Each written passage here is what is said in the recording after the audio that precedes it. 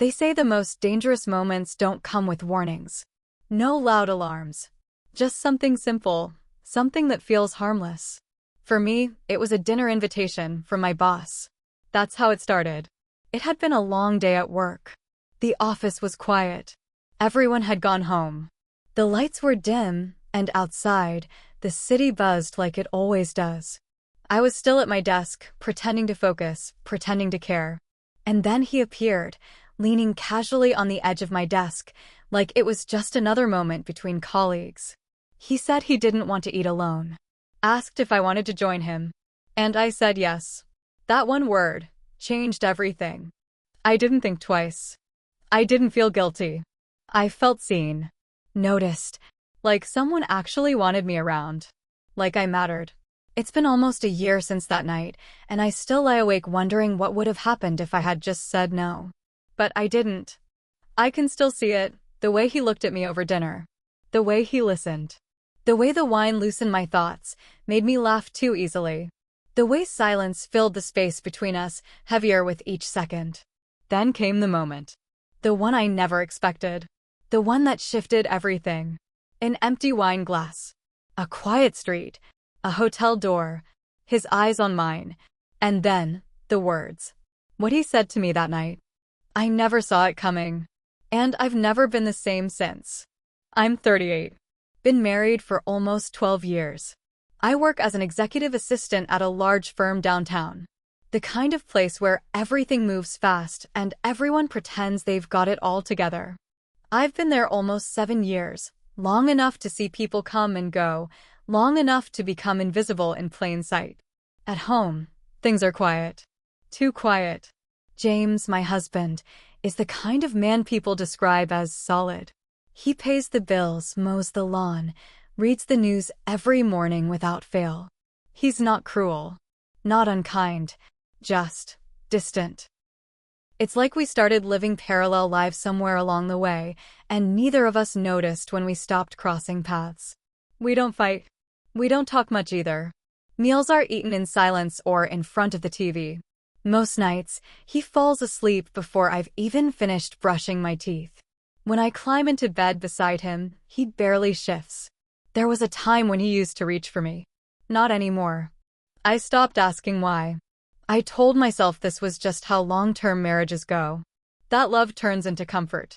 Comfort into habit. Habit into silence. I thought I could live with that. I thought I was fine. Until Carter. Mr. Carter. My boss. Mid-40s. Divorced. Sharp suits. Steady eyes. He walks into a room and everyone adjusts themselves without realizing they're doing it. There's something about him, something controlled but magnetic. People listen when he speaks, and he never raises his voice. He doesn't need to. He'd only been at the company a few months when I started working directly under him. He moved fast, reshaped teams, launched new projects, brought a kind of electricity the place hadn't seen in years. And yet, with everything going on, he noticed me. Not in the obvious way. Not at first. It was the small things. Like how he remembered how I took my coffee. How he asked about my weekend and actually paused to hear the answer. How he complimented my work, specifically. Thoughtfully. Not the usual throwaway praise you hear in meetings. And sometimes I caught him looking at me just a little too long. Not creepy. Not overt. Just long enough for me to notice. And then he'd look away like it never happened. I told myself it was nothing. That I was imagining it. That I was just tired. That I was flattered because I hadn't been looked at like that in a long time. My days blurred into one another. Emails. Conference calls. Scheduling meetings. Running reports. Smiling at people who didn't remember my name. Coffee runs that turned into lunch pickups. Always busy. Always invisible. But with him, I didn't feel like just another face in the hallway. He'd ask for my input in meetings. Lean in when I spoke. Look me directly in the eyes. And when he laughed at something I said, really laughed, it did something to me. Something I hadn't felt in years. I started dressing a little differently. Nothing drastic. Just sharper. Lip gloss instead of chapstick. Heels instead of flats. I told myself it was for me. That it felt good to feel polished. put together. But deep down, I knew who I was hoping would notice. And he did. It wasn't like we flirted, not in the traditional sense. We never crossed lines. Not out loud, anyway. But there was always this current beneath the surface. A tension I couldn't explain and didn't want to. Sometimes I'd feel his eyes on me during meetings. Just a flicker of a glance. But it lingered. And every time it happened, my heart would stutter, just for a second. I'd go home and sit across from James at the dinner table, watching him scroll through headlines, barely saying a word. I'd ask how his day was, and he'd mumble something without looking up. And I'd wonder if he even saw me anymore. And then I'd think about Carter, about the way his eyes followed me when I walked into a room. The way he smiled like he saw something in me I'd forgotten was there. I knew I was walking a fine line. But I also knew what it felt like to come back to life. It was a Thursday. Late. The office was nearly empty. Most of the team had already left hours ago. The sky outside was turning that deep kind of blue that only happens right before night settles in. I was still at my desk, finishing up a report Carter needed for an early morning meeting. I hadn't even noticed how long I'd been there until he stepped out of his office. He didn't say much at first. Just walked over and stood beside me, hands in his pockets, eyes scanning the screen. "You always stay this late?" he asked, half smiling. I laughed, mostly to cover the fact that my heart picked up the moment he appeared. Only when someone forgets how many pages they're asking for. He chuckled. Guilty. Then he paused. Looked at me. Really looked. "You're sharp, you know that? You see angles other people miss." I didn't know what to say. Compliments like that weren't common in my world. Not ones that felt real. Genuine. "I was going to head out," he added, "but if you've got a few more minutes, I could use your thoughts on a pitch I'm revising. Private strategy session." He smirked like it was a joke, but his eyes were steady. I hesitated. Everything in me wanted to say yes. But something tugged inside me. So I said, "James will wonder where I am." Carter shrugged. "It's just dinner. Besides, you've earned it.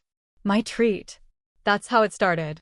10 minutes later, we were stepping into a small Italian place 2 blocks from the office. Warm lighting. Soft music. The kind of place where you lower your voice without realizing it.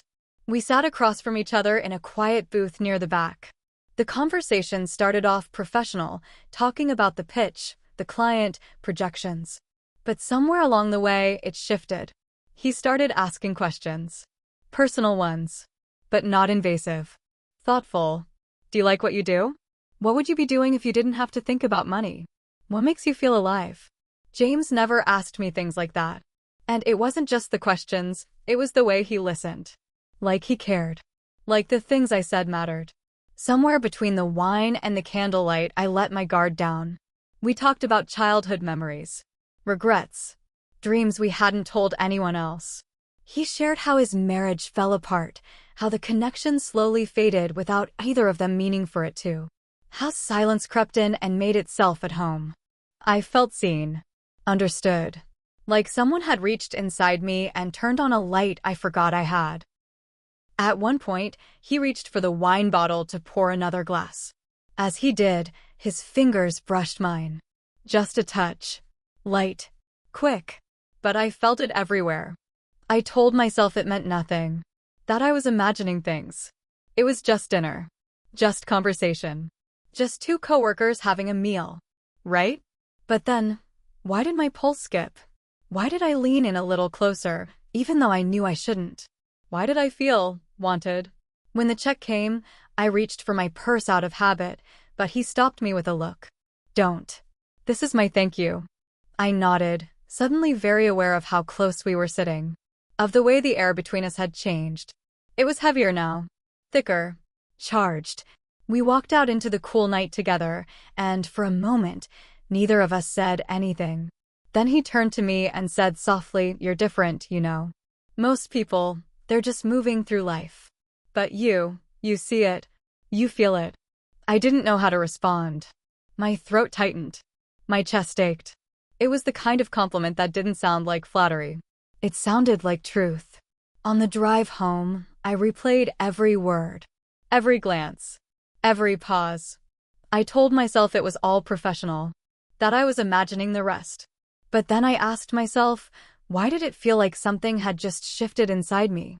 Why did it feel like the ground I'd been standing on wasn't quite steady anymore? I looked at my phone. No missed calls. No texts from James. Just silence. And somehow, that hurt more than anything else. It had been months, maybe longer, since James looked at me like I mattered. I don't mean in a dramatic way. I mean in those little ways. Those moments where someone's eyes linger just a second longer than they need to. Where you feel noticed. Wanted. Like you're still someone in their eyes. With James, those moments had stopped a long time ago. And I hadn't even realized how much I missed them until Carter reminded me what they felt like. I sat in the car that night, parked in the driveway for longer than I should have, staring at the porch light James had probably turned on out of routine. Not for me, not because he was waiting. Just habit. Like everything else between us. I felt this weight in my chest, a mix of guilt and something else I couldn't quite name. I kept telling myself, nothing happened. It was just dinner. And it was. Technically. But why did it feel like something had happened? Like something had opened inside me and couldn't be closed back up? I walked through the front door. James was on the couch, TV remote in hand, eyes glued to the screen. He glanced at me, barely, and mumbled, "Hey, you're late." I told him I stayed back at work, grabbed a bite on the way home. He nodded and turned back to the TV. That was it. No curiosity. No questions. No noticing the subtle shift in my voice. The change in my energy. Just silence. I went upstairs and stood in front of the bathroom mirror. My lipstick had faded. My eyes still held the trace of something warm, something I hadn't seen in a long time. I looked alive. And that's what scared me. Because I hadn't realized just how numb I'd become. How much of myself I'd buried just to keep going. There was a time when James used to touch the small of my back in the kitchen, just because. When he used to text me in the middle of the day with something silly or sweet. When he used to reach across the bed at night and pull me close. Now, the bed felt like a quiet divide between two strangers. We didn't fight. We didn't laugh. We just existed. Dinner was quiet. Always. Forks scraping against plates. Occasional updates about work, but no questions about how I felt. No curiosity about what I needed. And maybe that's why Carter's words hit so hard. You see it. You feel it. I couldn't get that line out of my head. It played on a loop, over and over. Was it just charm? Just a line he'd used a dozen times before? Or did he mean it? And why did I care so much? I kept replaying everything from that night. His voice. His eyes. The way he poured the wine. The touch of his hand. How natural it all felt. How dangerous. There were moments, quiet ones, where I'd close my eyes and feel that same rush I felt at dinner.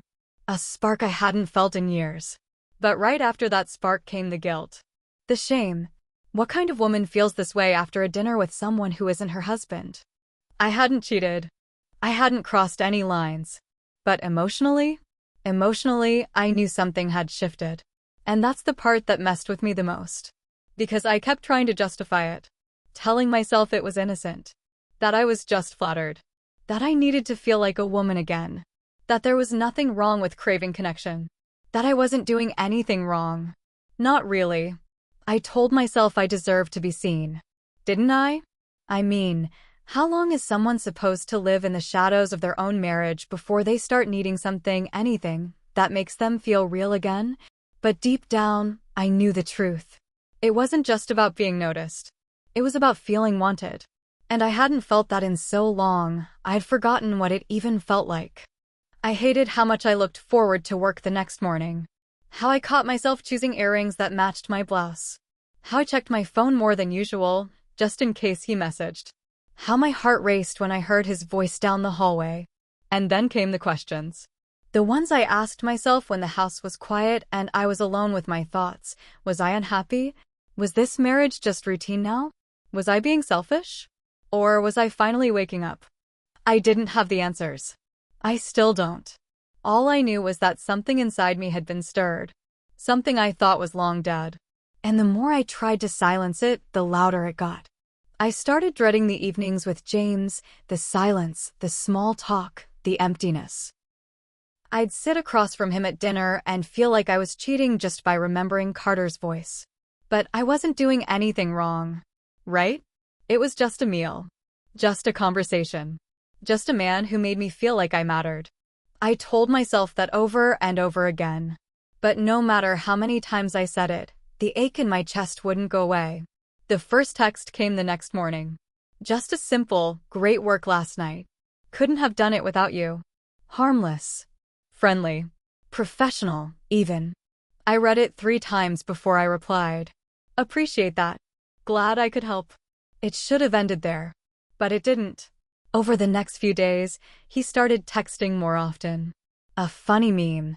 A link to a podcast. A photo of a coffee cup with a caption, "Missing your brew this morning." And I responded. Every time. It felt innocent enough. Just small exchanges here and there.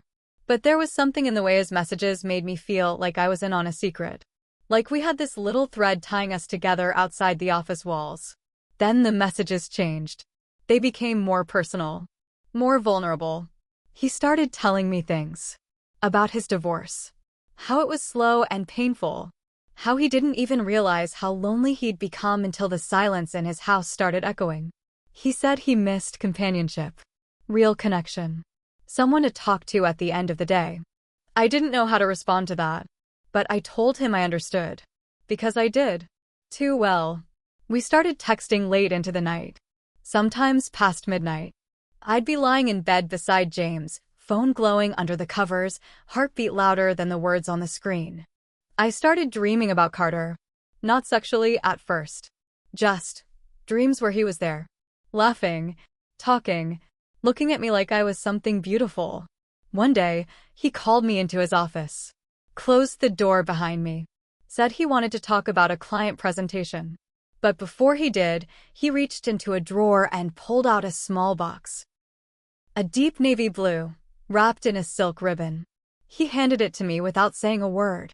Inside was a delicate silver bracelet. Minimalist. Elegant. Not too expensive, but thoughtful. Intentional. For all your hard work, he said, softly. You've gone above and beyond. I stared at it, then at him. I managed a quiet, "You didn't have to." He smiled. I wanted to. I didn't know what to make of it. It wasn't too much. But it wasn't nothing either. Was I reading too much into this, or not enough? I wore it the next day. I told myself it was just jewelry. Just a gift. But the way he looked at it on my wrist, like it meant something, sent a shiver through me I couldn't shake. Then came the retreat. A weekend work getaway at a lakeside resort. Team building, presentations, networking. But by Saturday evening, everyone had loosened their ties and found their way to the bar. I was nursing a glass of wine alone, scrolling through my phone, when I felt his presence beside me before I even saw him. "Mind if I sit?" he asked. I shook my head, smiling before I could stop myself. He ordered us both drinks, even though I hadn't asked. We started talking. About nothing, really. Work. People. Funny stories from the office. But somewhere in the middle of his second drink, the air between us shifted again. He leaned in closer. Close enough that I could smell his cologne, warm and familiar. Close enough that his voice dropped, quieter now. "You know," he said, his eyes locked on mine, "you deserve more than what you're settling for." I froze. Those words, they hit something deep inside me. Something I'd tried so hard to keep buried. I felt my breath hitch. My skin burn. I looked away, but he didn't. He just sat there, calm. Still. Like he already knew how I felt before I did. And then, he said something that stopped my heart. The bar started thinning out not long after he said it. "You deserve more than what you're settling for." I laughed. A nervous, quiet laugh. I told him not to say things like that. But he didn't take it back. He just looked at me, steady and calm. Like he meant it. And that was the most dangerous part. He did mean it. We left together not long after. Walked in silence through the hallways of the resort. Carpeted floors, soft lighting, the low hum of quiet all around us. It was late. Most of the others had gone to bed. Everything felt still. But inside me, my heart was thudding so loud I was sure he could hear it. We reached my door. I stopped, turned to face him. There was a long pause.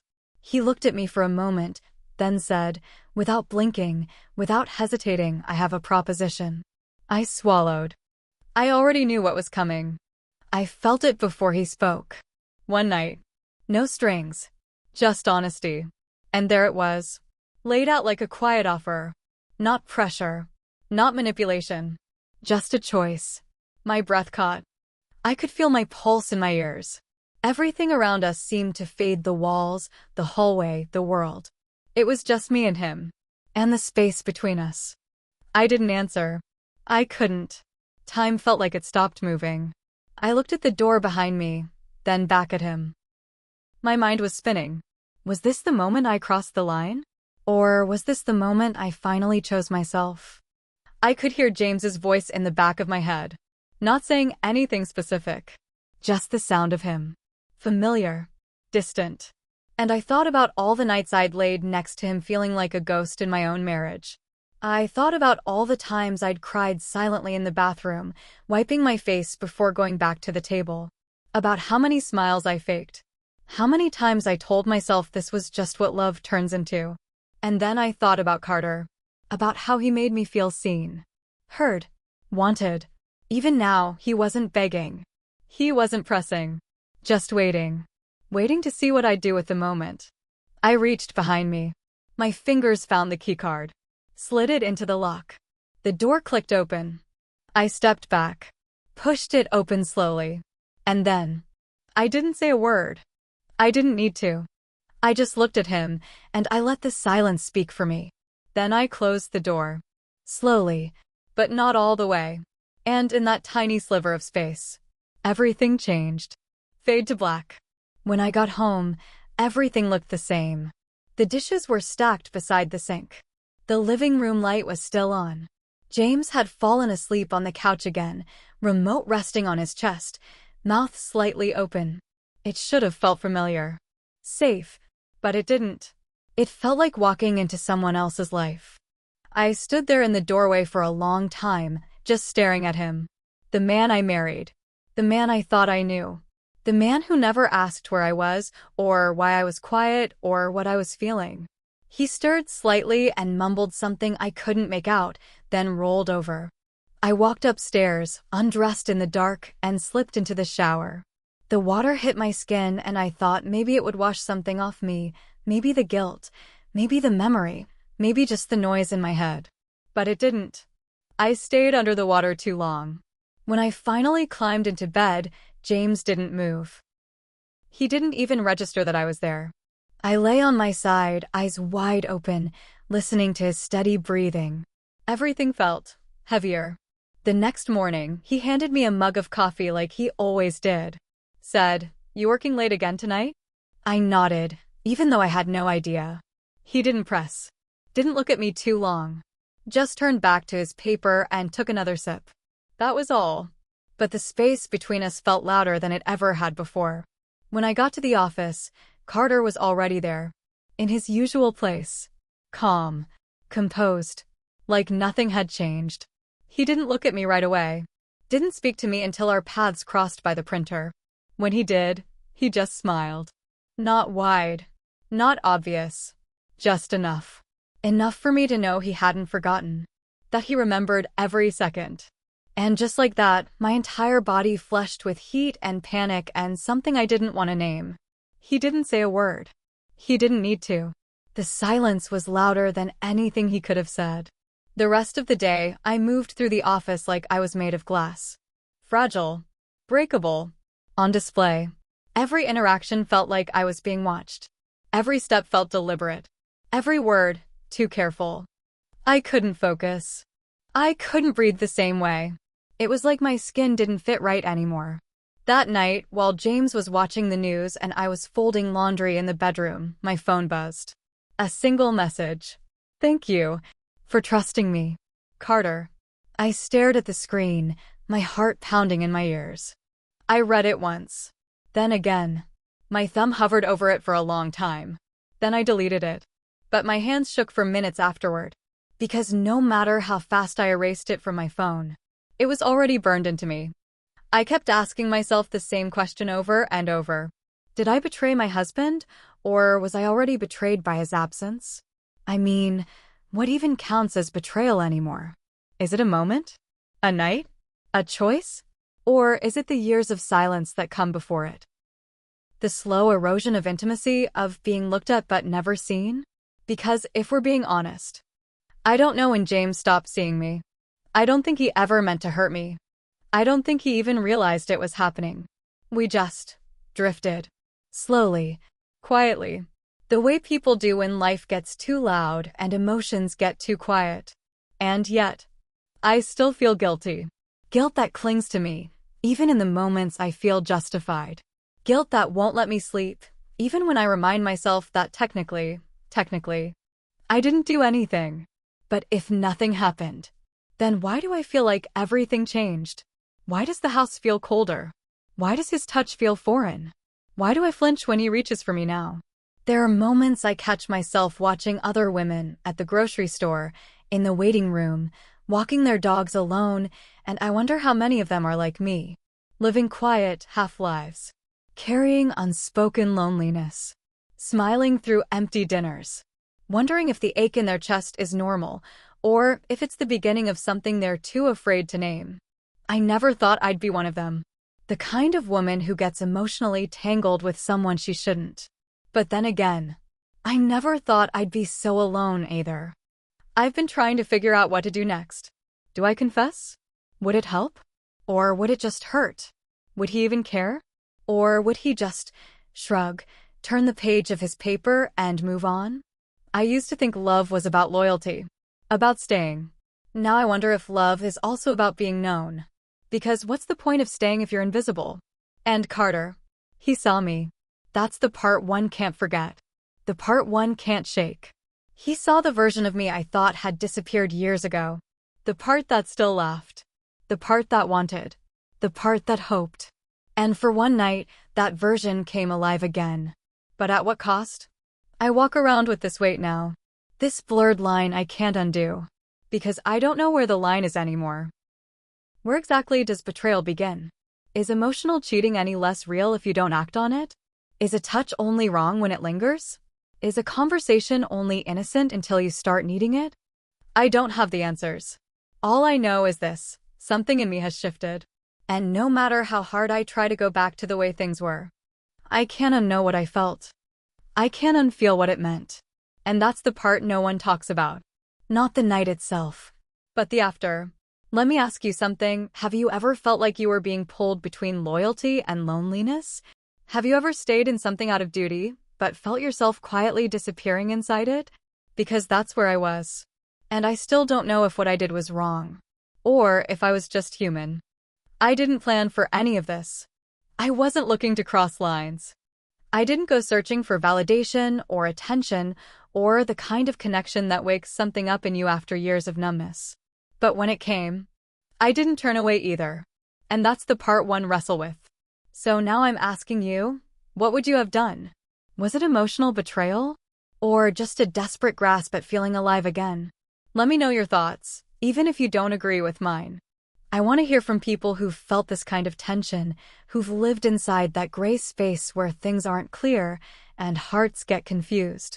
And if you've been here before, if you've stood at the edge of something dangerous, something tempting, something that made you question everything you thought you knew about love and loyalty, you're not alone. Subscribe if you want to hear more stories like this. Real ones. Raw ones. The ones no one talks about, but everyone feels. Because sometimes the most life-altering choices are the ones we never say out loud. Some proposals don't come with contracts or signatures, just consequences. No paperwork.